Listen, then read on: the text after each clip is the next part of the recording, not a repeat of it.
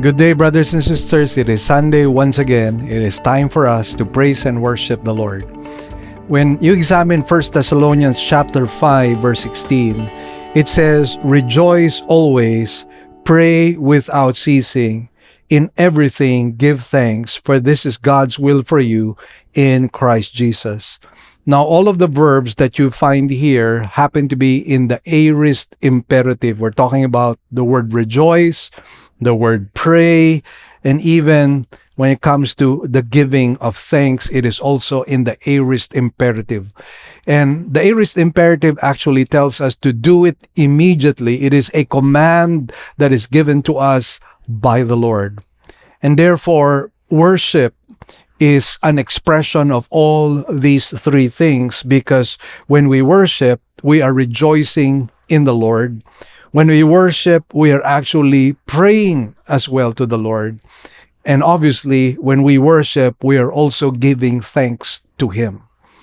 Now, realizing that all of this is part of what worship is, and that it is a commandment, we should then not take lightly the singing of songs unto the Lord. Do you know that God Himself in the Old Testament speaks about singing over His people? He rejoices in singing over His people. And the Lord Jesus Christ, in fact, even before the crucifixion, sang a hymn together with His disciples. If the Lord Himself engages in singing, in declaring the attributes of God, in declaring all the things we should be thanking God for, then why don't we as well? Why shouldn't we as well imbibe the culture, imbibe this philosophy, imbibe this core value of worshiping God, giving thanks to Him, rejoicing in Him, and praying to Him? I believe these are things that we should be doing. And so let me invite you to praise and worship the Lord at this time.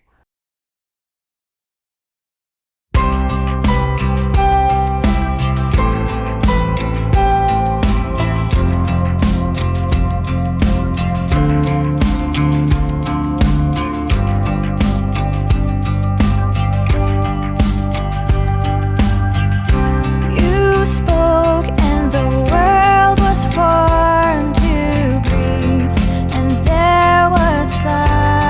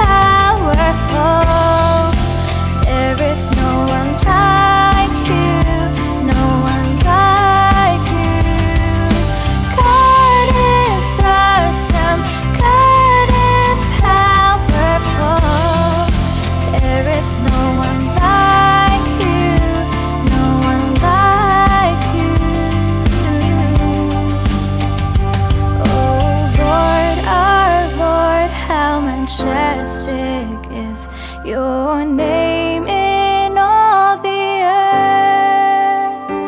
All creation sings, every nature shouts of your wondrous works, O Lord. Oh, glory to our King. Oh, glory to our King.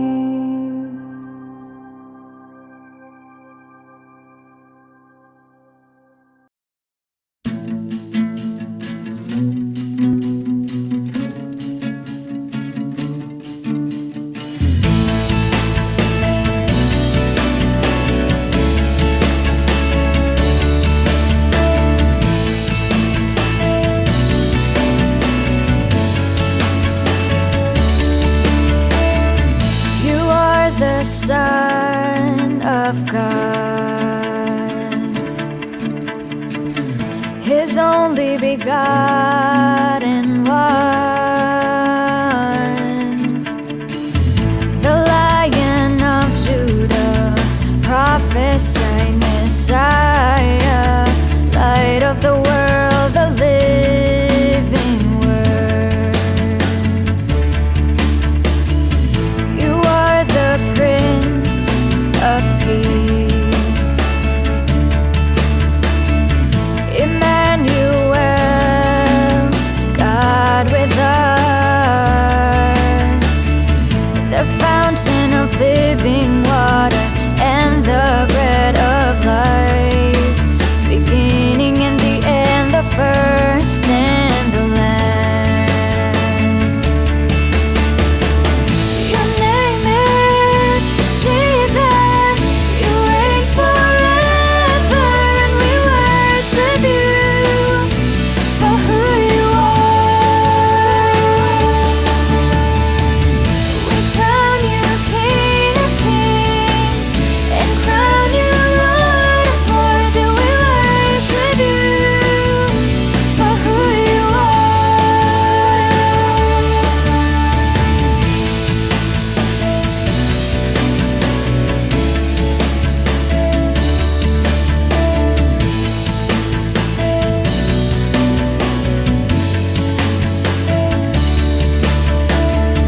You are the righteous Christ,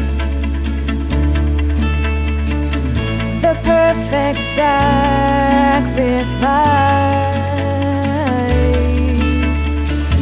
the great high priest, mediator, a mercy seat, Savior of the world, our Redeemer. Your name is Jesus, you reign forever, and we worship you for who you are. We crown you King of Kings and crown you Lord of Lords, and we worship you for who you are. Be exalted for who you are. Be exalted for who you are. Be exalted for who you are. Be exalted for who you are.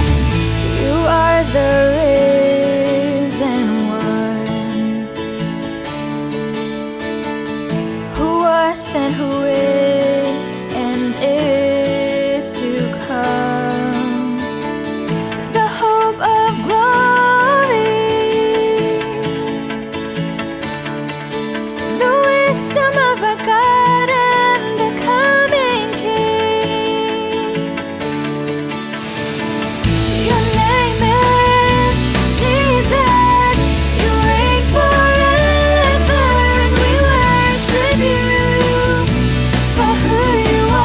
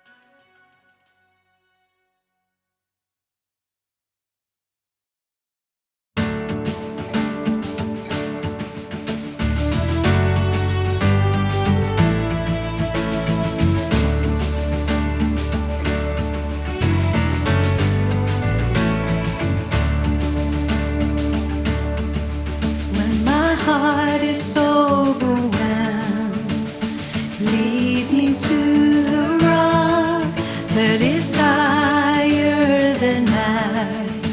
For you have been my refuge, my strength. When I'm battered by the waves, remind me of your word. For you are the living word, my joy. Let me fight a good fight of faith. Let me finish the course. Let me keep the faith, Lord, anchored in your word, sustained by the Lord. Let me hide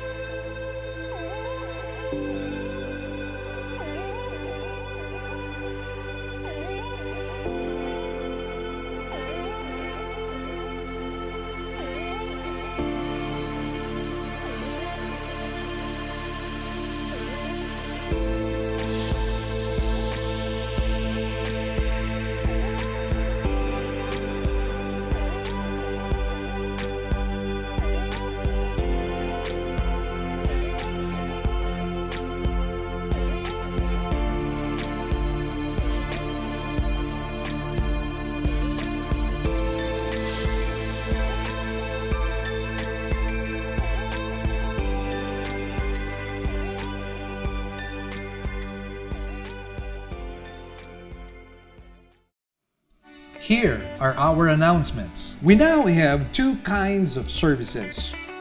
We will still have our virtual services for majority of our members through our Facebook page, Living Word Christian Churches of Cebu International Incorporated, and our website, www.livingword.ph, and our YouTube channel to view our services.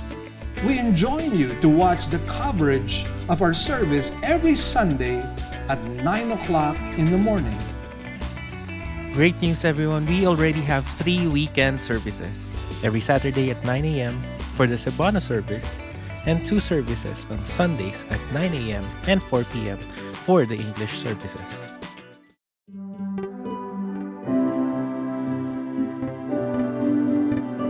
The title of today's sermon is Alone but Not Lonely. We will take our text from Matthew 14, verses 22 to 23. Immediately he made the disciples get into the boat and go ahead of him to the other side, while he sent the crowds away. After he had sent the crowds away, he went up on the mountain by himself to pray. And when it was evening, he was there alone. Let's bow our heads in prayer at this time. Heavenly Father, once again, we thank you and bless you, Lord, for all your goodness and love towards us. And Lord, we rejoice because your shepherding love continues to abide in us and with us. And we thank you, Lord, that you are for us as well. And so today, we give you thanks and praise for this wonderful time. We pray, O God, that you might minister to your people, even as you use me as your mouthpiece. We give you thanks and praise in Jesus' name. Amen and amen. Now, when you look into the passages that we have on hand right now, there are just 2 verses that we have, you might begin to think that there's nothing much to glean from this passage. But in truth, this passage is power-packed with so many spiritual gems. And I hope to be able to unpack them to you because there is so much to learn in this passage. Well, I recall the time when we started our congregational prayer and fasting, and this has been ongoing for so many years already. In fact, probably more than 2 decades. What we have been doing for the past 2 decades is that we have been trooping to the prayer mountain to pray and intercede for different kinds of petitions, whether it be national, church, family, or even private. What we would like to really develop in the church is a culture of prayer, a culture and a lifestyle of prayer. That is corporate prayer. But aside from that, one of the things we would also like to imbibe as well as develop as a matter of culture is individual discipline. And I'm talking about having our own individual quiet time or individual prayer time.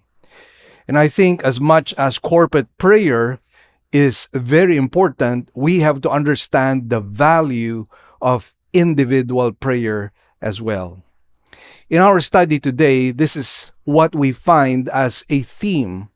And we have 2 points that we will be studying today. First up, we're going to talk about the urgency of solitude as we find it in verse 22.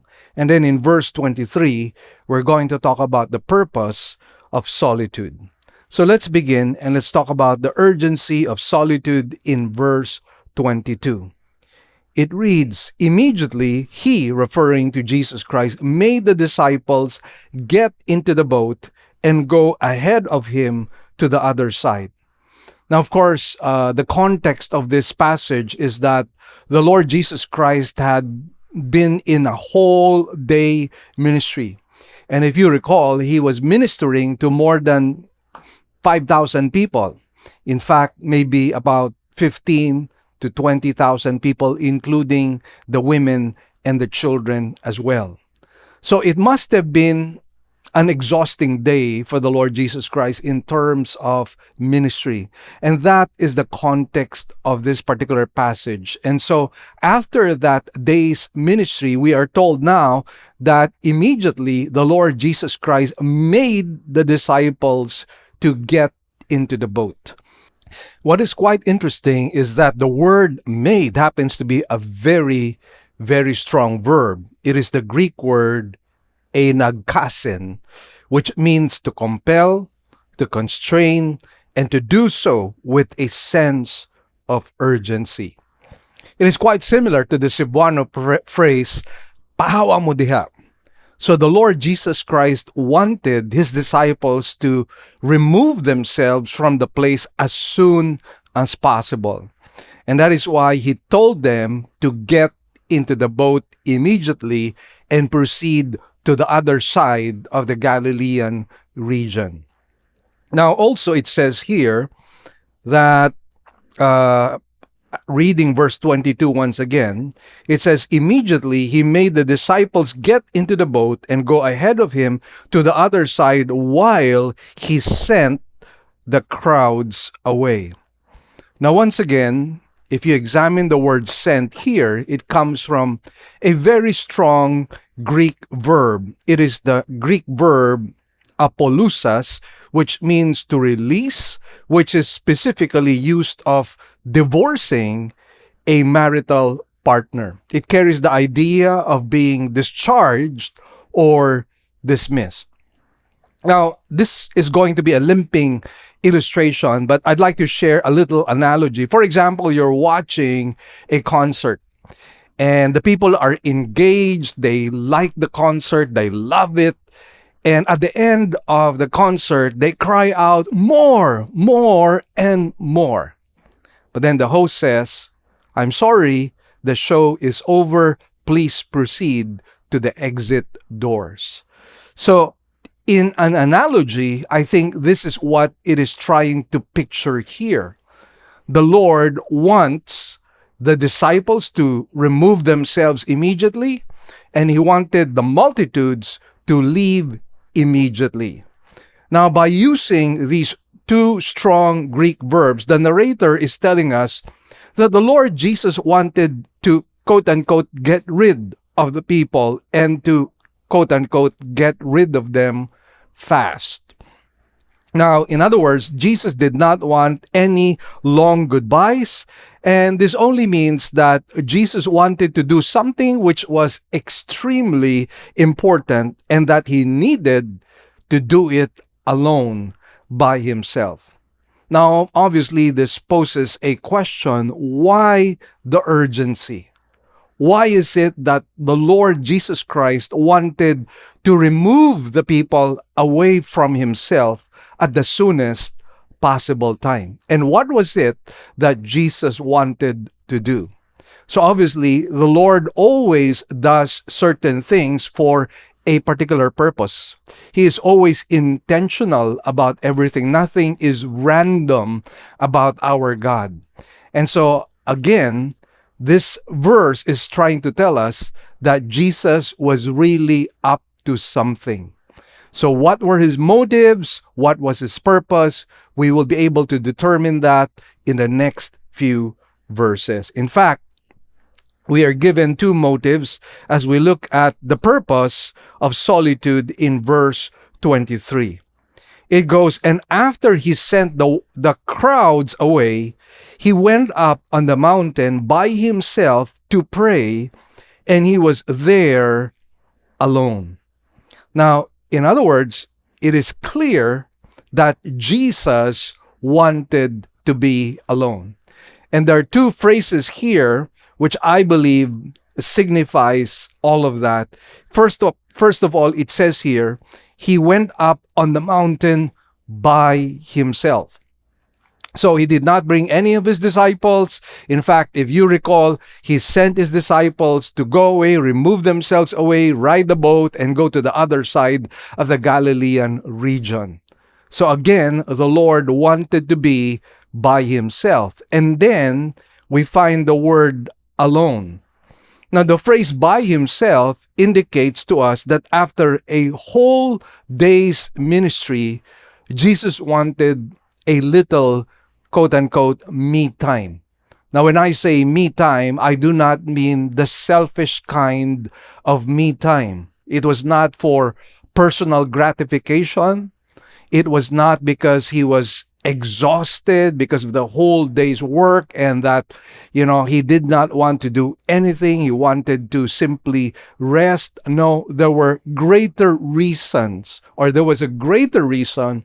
why the Lord Jesus Christ wanted to be by himself. But again, let us just establish the fact that one of the motives of the Lord Jesus Christ is that he wanted to be by himself. He wanted to be alone.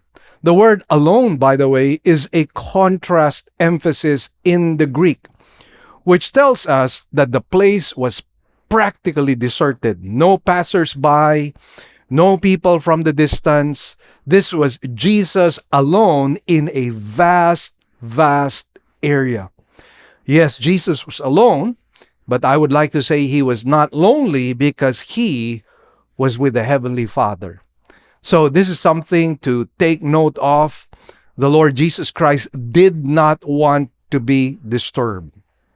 He wanted to be in a place that was secluded, a place that was isolated. And friends, this teaches us, by the way, a little lesson in our own spirituality, in our own spiritual disciplines. We need to find times of solitude. We need to separate ourselves from the distraction, separate ourselves from the many things that are bothering us. And this is the reason why at times when we seclude ourselves, we must seclude ourselves apart from our phones and apart from our gadgets, apart from the internet or the Wi-Fi. Because oftentimes what happens is we get to be disturbed. We get to be distracted. And we learn a very special lesson here, that in a moment of solitude, which is very essential in the Christian life, we must not allow any distractions to take place. And clearly, what happened here was that the Lord wanted to spend a me time, which was really an us time, because he wanted to be with the Heavenly Father and commune with his own Spirit. And I'd like to share to you a quote coming from Richard J. Foster. And he said, "If we hope to move beyond the superficialities of our culture, we must be willing to go down into the recreating silences, into the inner world of contemplation." So again, this is something that is essential in our Christian life, in our development, in our spiritual maturity. We need times of solitude with the Heavenly Father. Now, most definitely, we are not discounting the fact that there is strength in groups. And this is the reason why we are given a verse of scripture in Hebrews chapter 10, verse 25, wherein we are told that we are not to neglect fellowshipping with one another. But as we see the day drawing near, we are to encourage one another to love and good deeds. So most definitely, there is strength in numbers. And we must not neglect fellowshipping with our brothers and sisters, most especially on Sunday. And this tells us the value of the in-person gathering. Now, having said that, we have to likewise understand that aside from strength in numbers, there is also strength in being alone. That is, alone with God Himself. And this is what we want to establish here, because clearly the Lord Jesus Christ gives us a purpose and a reason why He wanted that solitude. And the purpose in this verse is to pray. Now, the Greek word here is the Greek word proseukamsatai, which is an intensification of the Greek word eukomai, which is to wish or pray, and then you add the prefix pros that strengthens the eukomai, pray, adding the idea of reciprocity, exchange, implying an interactivity with God. So again, that's really a mouthful of definitions. But the whole point of this Greek word is that it is telling us that when we pray, there is really an interaction that is taking place between us and God. So try to imagine yourself in your own prayer closet. And what is supposed to happen during that time is that you are supposed to be engaged in a dialogue with God, not a monologue. Because oftentimes that is how we view prayer. We view prayer as God having this giant mailbox or this giant postal office, and we send to this mailbox all our prayer petitions, all our prayer requests. Allow me to quote from the Discovery Bible. It goes, "This exchange," referring to prayer, "is integral to true praying, since it is a two-way communication with God, a dialogue, not a monologue." So a reflection here would be, prayer is dialogue with the Lord in real time, a dynamic two-way communication with God. Here we hear from God as well as speak to Him.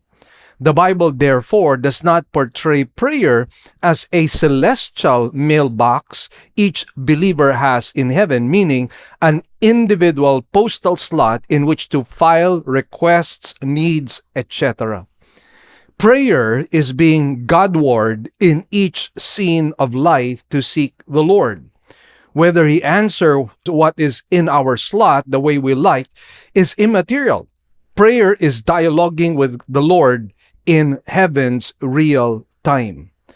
Here the Lord responds back to us as we seek Him. Again, a reflection is, prayer is a precious topic, but ironically not a study in and of itself. Prayer is all about God, how He listens and responds to us, which makes it a double-edged sword. It includes the Lord speaking to us as well as us to Him. Prayer is not a one-way exercise that only says word prayers. It also involves reciprocity, interaction with God that goes beyond merely uttering human words. Now, I think by reading or listening to this definition, we now begin to understand the holistic approach of prayer. Because as I mentioned to you a while ago, oftentimes we view prayer as merely reciting our prayer petitions and prayer requests with God. But if that is true, then there is really no interaction happening or taking place between us and God Himself. And we have to understand that we are in a relationship with God. And in this interrelationship, we are engaged and there is an interaction taking place.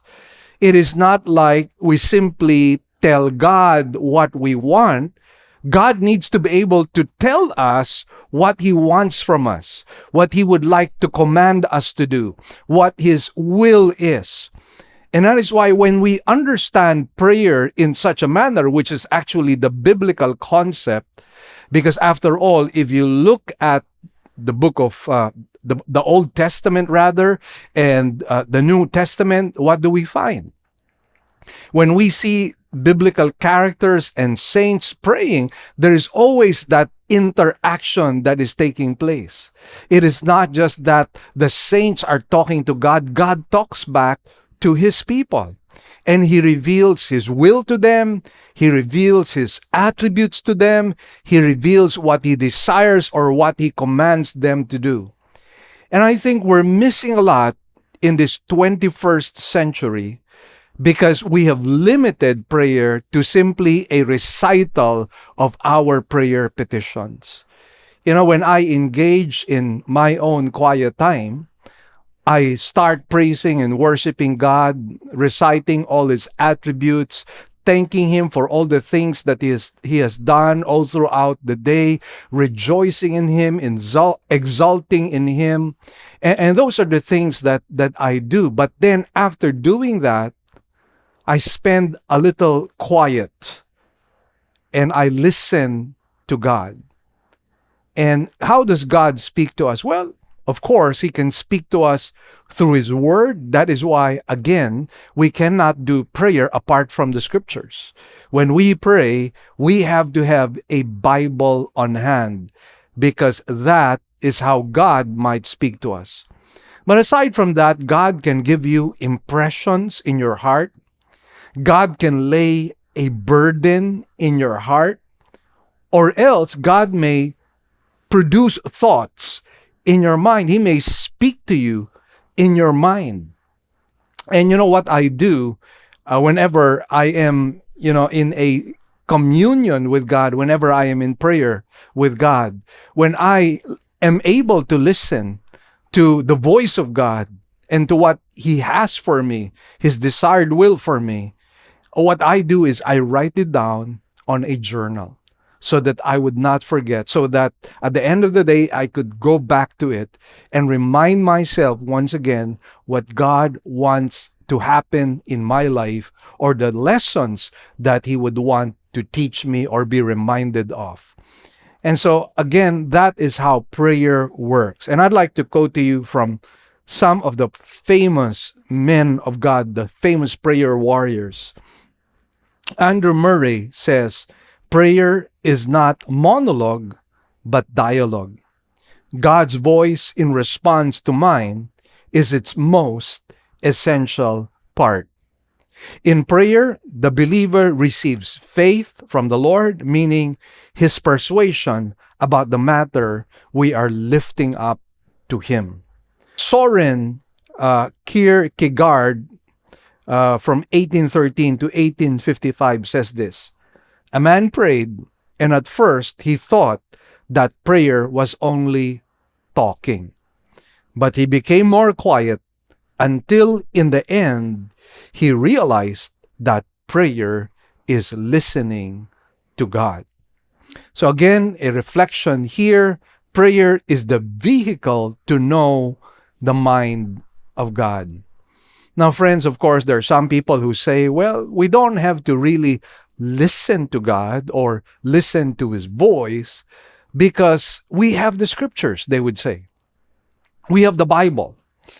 And all we need to do is simply read the Scriptures, and whatever we read in the Scriptures, whatever principles, precepts, commandments are there, that is God's will for us. And most definitely, there is no argument with that. We know that that speaks of the general will of God for us. So there is no debating, there is no argument when it comes to this. However, when it comes to the specifics of our lives, obviously, we need guidance. For example, if you are a student, definitely you would want to pray, Lord, what course would you like me to take? What should be my vocation? So that I would be guided accordingly as to what course choice I would make. If you happen to be somebody who wants to get married, obviously you need guidance from the Lord, because you might have several choices in mind, and all these choices might be good choices, but then again, you don't really know what God wants for you.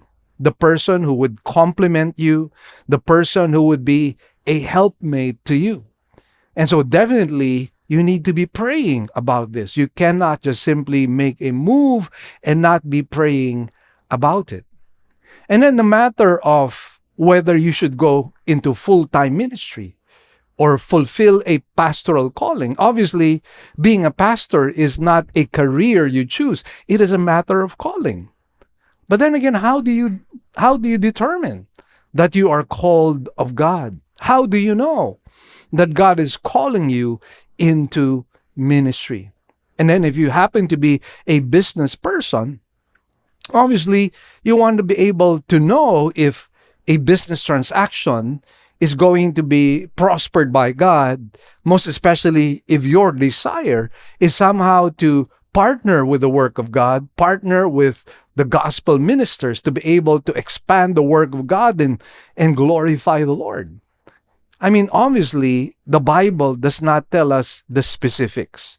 It does not tell us whom to get married, what work to, what job to get into, what course to enroll in. The Bible will not tell you that. And it is in the solitude of prayer that we are able to discern the will of God.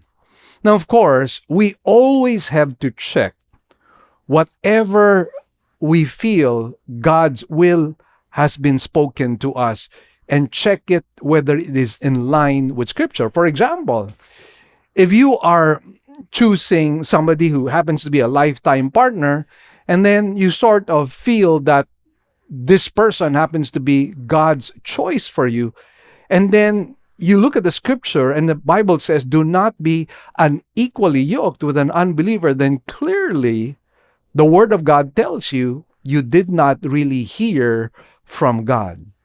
And that is why, again, the final and ultimate check is still the Scriptures. And that is why, again, let us give ourselves time to discern the will of God. And we cannot be discerning unless we enter into solitude, unless we come into prayer before the Lord. Because again, prayer is not a monologue, it is a dialogue. So have that in mind at least. Now, it says here, and when it was evening. Now, what does that tell us? Jesus was there until night time. So, trying to calculate it, he must have been there for at least maybe 3 hours. So, what we are saying here is that he gave not only quality time to the Father, but he also gave quantity of time. And friends, in a relationship, that's what needs to happen. I mean, a relationship cannot really grow unless you devote time for it. And we're not talking about rushed time or hurried time. We're talking about a time whereby you really segregate a portion of the day just for you to have this communion with God. And again, you need to be able to give it considerable time. It must not be hurried. Now, trying to give an analogy, for example, you are out on a date. You cannot say to the one you dated, come on, let's get this done and over with because I want to go home. Now, obviously, you want to spend time with the person you love. And again, we have to ask ourselves the question, do we love God enough to be able to give Him a portion of our time during the day? Are we willing to consecrate a portion of the day to be able to commune with our Lord? I believe we cannot be hypocritical when it comes to this when we say, I love God, but we don't spend time with Him. I mean, it's like a father who says he loves his children, but he's never there for them. He's never there when he has a game. He's never there when graduation comes. He's never there when there is an accomplishment that takes place. I mean, the father cannot say, I love you, son, if he does not give time to his son. And the same thing is true in any relationship, and that includes our relationship with God. So if you want to grow deeper and become mature in your faith, you need to spend time with God. Now, there is no excuse for not praying. And why do I say that? Because Jesus was exhausted after a whole day's ministry. Think about ministering to 15 to 20,000 people the whole day. Wouldn't that be exhausting? But for Jesus, He did not have any excuse. He still mustered enough energy to be able to spend time with the Father, to spend time in prayer. And so for those of you who are making all sorts of lame excuses, saying, I don't have the time, I'm too busy, I'm exhausted, I'm tired, I have no time to pray. Well, take your cue from the Lord Jesus Christ. This is the Son of God himself. And if the Son of God would spend time in prayer with the Father, don't you think you and I should spend time in prayer with the Lord? I mean, again, this is the Son of God himself already. And yet he teaches us the way of dependence, the way of abiding in the vine, the way of abiding in the Lord.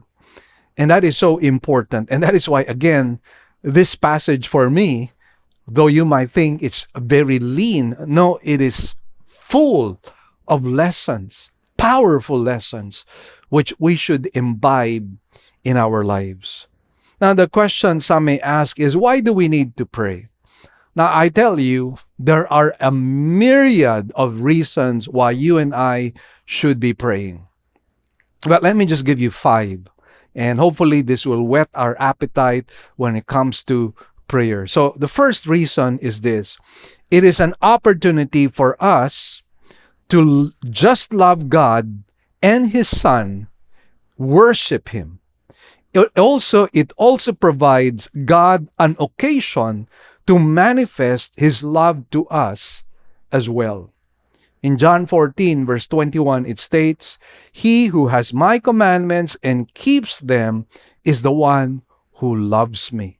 And he who loves me will be loved by my Father.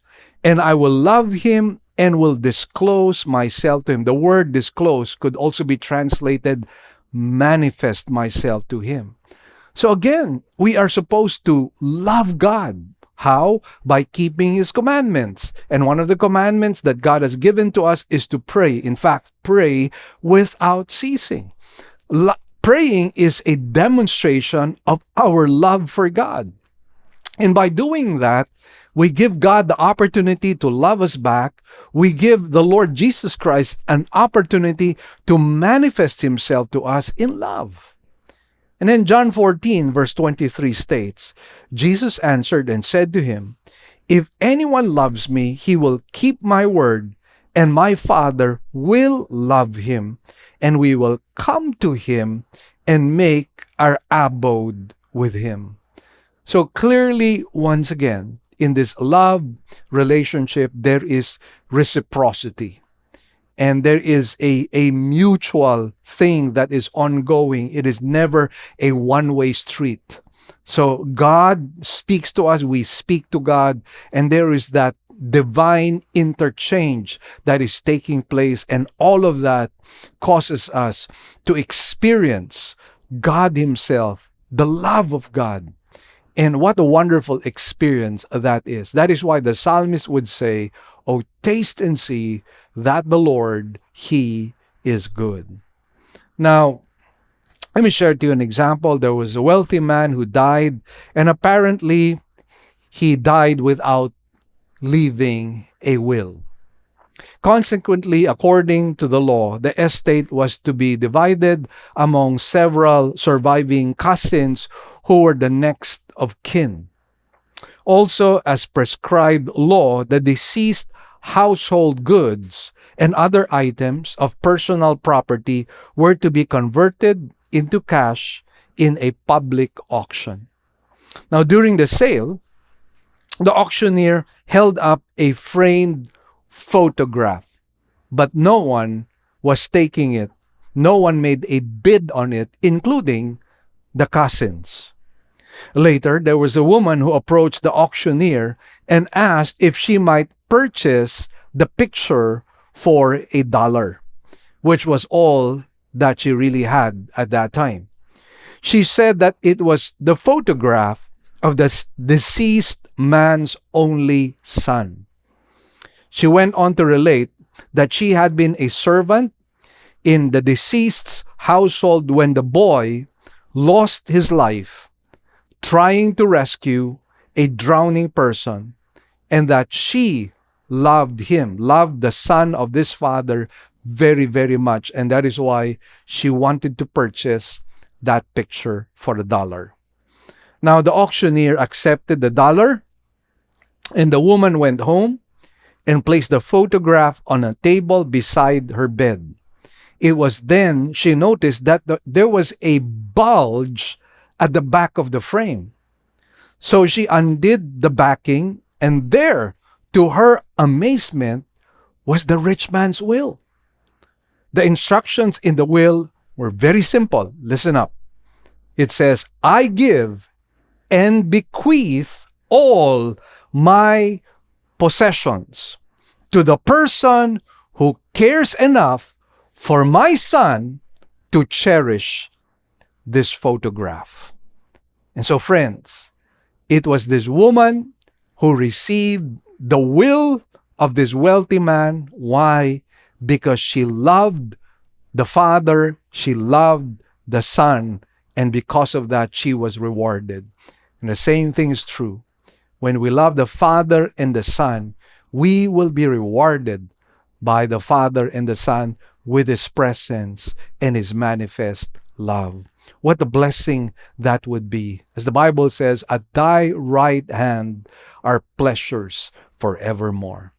Now let me give you a second reason why we should be praying. It is a way by which we can unleash power for living. Do you know that we are so spiritually wealthy? But many of us live in spiritual poverty because we don't know that we are spiritually rich and we can actually meet the demands of God or the desired will of God for us. We have the fruit of the Spirit that can make us live powerful lives. Now let me show you 2 verses of Scripture that tell us how spiritually wealthy we are. First, let's read Ephesians chapter 1, verse 3. It says, Blessed be the God and Father of our Lord Jesus Christ, who has blessed us with every spiritual blessing in the heavenly places in Christ. So, here's what the Bible says. We have been blessed with every spiritual blessing in the heavenly places. Every spiritual blessing. So my imagination, and I'm just using this as an illustration, my imagination is in heaven, God has His spiritual storehouses filled with all His blessings. And what God does is He opens those storehouses and He pours out everything to us. And He looks at those storehouses of blessing, and there is nothing that has been withheld. There is nothing that is left. Everything has been poured out to us. Think about how spiritually wealthy we are, brethren. But many of us, unfortunately, are living defeated lives because we do not know the riches that we have in Christ. And by the way, this is the reason why in the same chapter, Paul had a prayer. And look at what he was praying for. Look at verse 18. He says, I pray that the eyes of your heart may be enlightened, so that you will know what is the hope of His calling, what are the riches of the glory of His inheritance in the saints. So why do you think Paul was praying? He was praying so that we might know that we are spiritually rich, that we are spiritually wealthy. Obviously, there were many people in Ephesus who did not know that. They probably thought they were still spiritually poor. And that is why here we find Paul praying. And then he says, and what is the surpassing greatness of His power toward us who believe? These are in accordance with the working of the strength of His might, which He brought about in Christ when He raised Him from the dead and seated Him at His right hand in the heavenly places. Think about this, friends.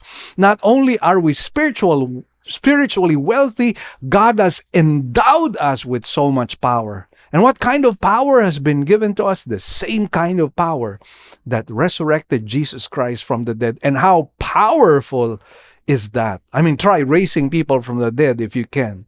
And you know you can't. It is humanly impossible. But God can do that. And that's the same power that has been endowed on you.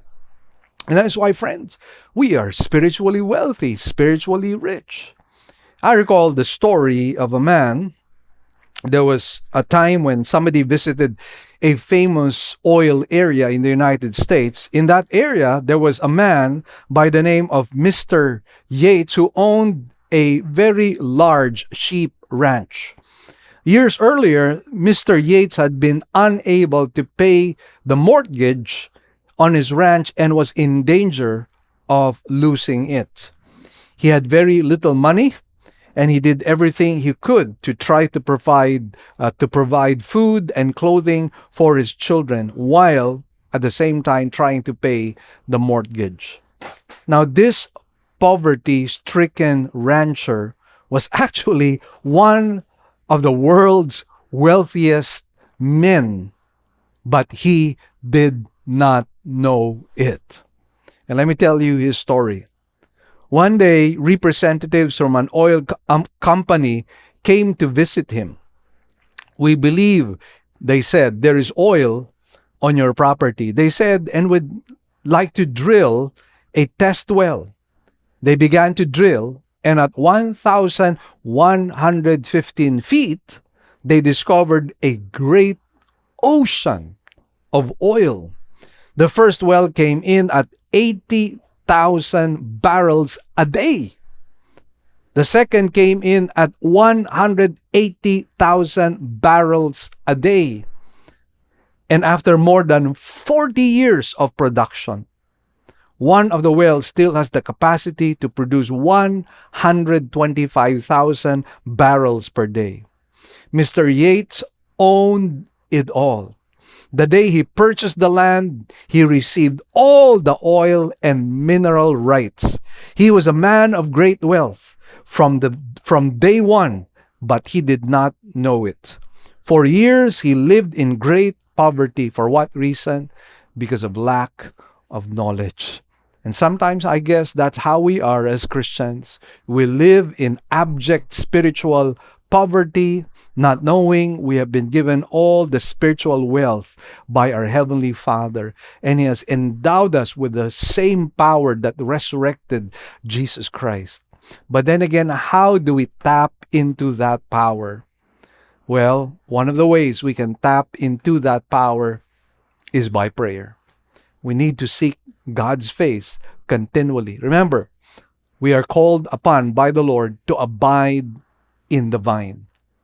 And one of the ways to abide in the vine is by praying and aligning ourselves in God's Word. Now, again, the question is, how come God's power doesn't manifest itself in my life? One reason is lack of knowledge, but the other one is lack of prayer. Why else should we pray? Here's the third reason. For us to obtain power for ministry. Look at 2 Thessalonians chapter 3, verse 1. Even Paul had this prayer request. He goes, "Finally, brethren, pray for us." For what reason? "That the word of the Lord will spread rapidly and be glorified, just as it did also with you." So, Paul was not depending on his brilliance, on his intelligence, on his biblical knowledge, but rather we find that Paul was depending on God.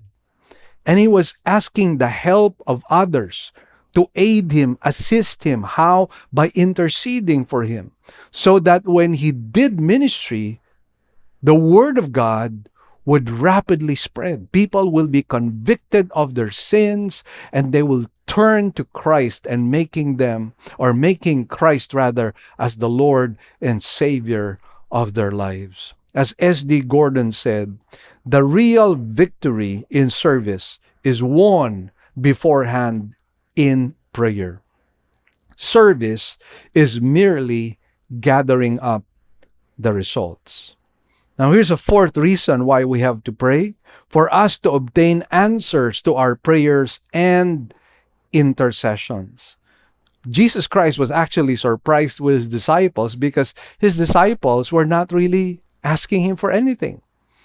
And this is the reason why in John 16, verse 24, he goes, "Until now," referring to his disciples, "you have asked for nothing in my name.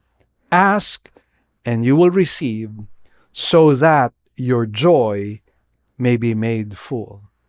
So again, the rule in God's kingdom is asking. If you do not ask, you will not receive. If you do not knock, the door will not be opened. If you do not seek, then you will not find. Charles Haddon Spurgeon had this to say: prayer pulls the rope below, and the great bell rings above in the ears of God. Some scarcely stir the bell, for they pray so languidly. Others give but an occasional pluck at the rope. But he who wins with heaven is the man who grasps the rope boldly and pulls continuously with all his might. So friends, it is the one who engages in much prayer that is blessed of God. E.M. Bounds said this: prayer or praying is about laying hold of God's willingness, not overcoming his reluctance. We have to understand, dear friends, that our God is a magnanimous, generous God. He is not a stingy God. But the problem oftentimes with us is we have these preconceived notions, and that is why we do not turn to him in prayer. Having said that, we have to understand that there is a timing in answer to our prayers. As the Bible says, he makes all things beautiful in his time. And here is the fifth and final reason which I would like to give to you, for us to be able to influence others. Colossians 4:3 reads, praying at the same time for us as well, that God will open up to us a door for the word, so that we may speak forth the mystery of Christ, for which I have also been imprisoned. So notice, it is God through prayer that opens up a door for ministry, so that we could influence people, so that we could share the gospel to the people. You know, Dr. McFarland, an education consultant from General Motors, has said that every person, no matter in what remote area of the world he might live, influences 160 people in his lifetime. Now, of course, this is a secular mindset, but this is somehow correct, that we do affect at least 160 people in our lifetime. And the point is, do you want to affect and influence the lives of other people through prayer? Because we can.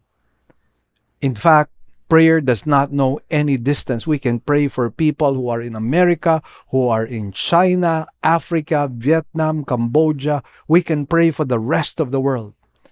Prayer is borderless.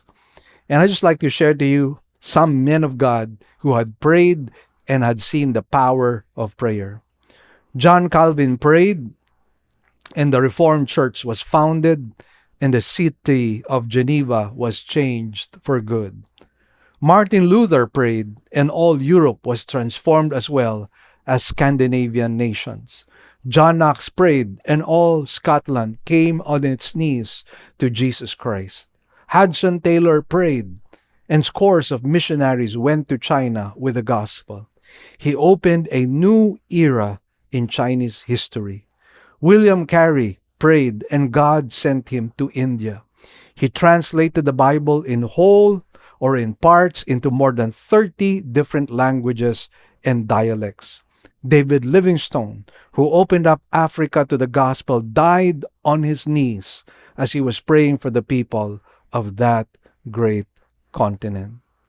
Hopefully, this sermon will drive us into solitude, into time alone with God. And I guarantee you, it will not be a lonely time.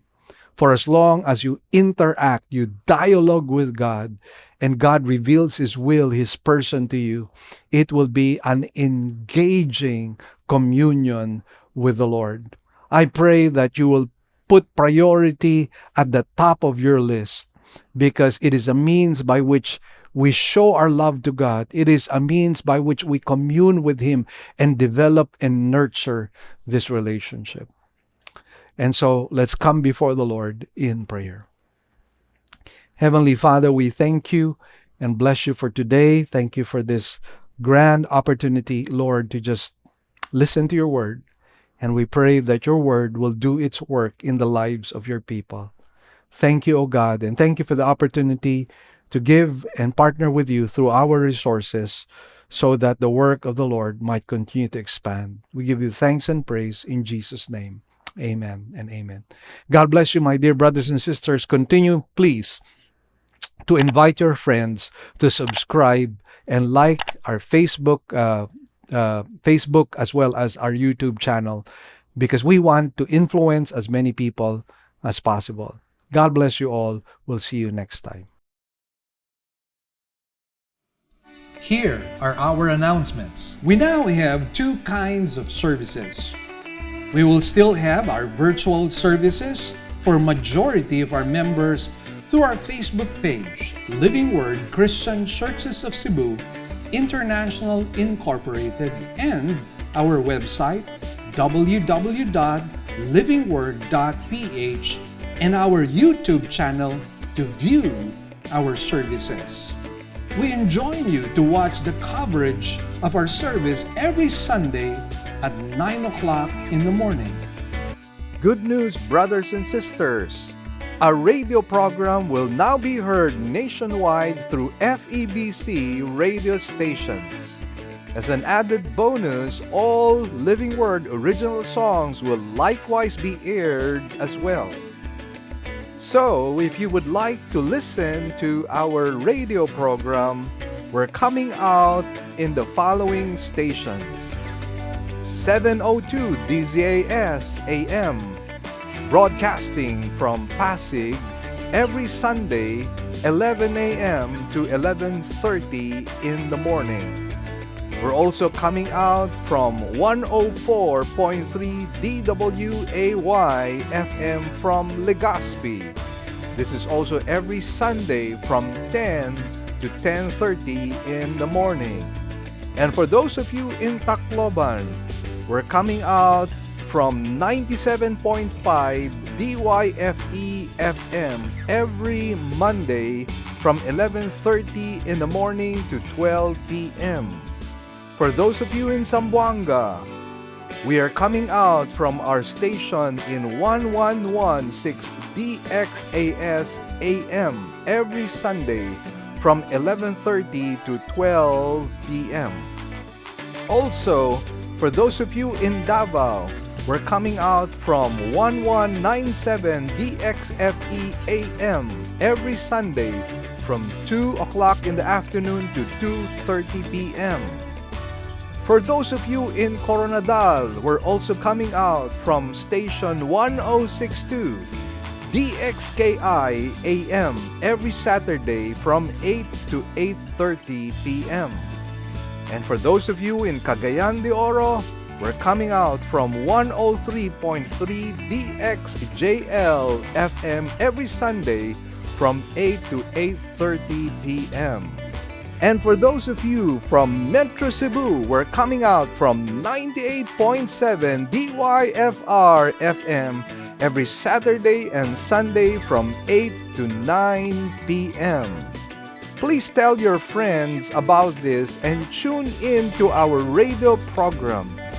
Let us pray that God might use this radio program to become a blessing to as many people as possible.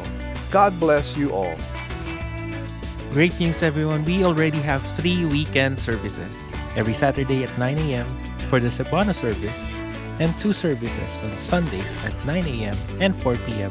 for the English services. We'd also like to thank our partners, our members who have been consistently giving to partner with us in the work of the Lord.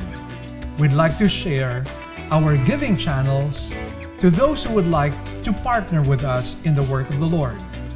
You can deposit your love offerings to the following banks: Banco de Oro, Account name is LWCCCII. The account number is 001-000-60800. We also have a BPI account. Account name is Living Word Christian Ministries, Cebu Incorporated. Account number is 1021023481. Finally, we have RCBC. Account name is LWCCCII. Account number is 14520052886. To give via GCash, just follow these simple steps. From your GCash app, click Bank Transfer.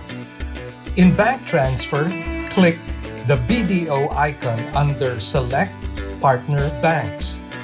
Enter the amount.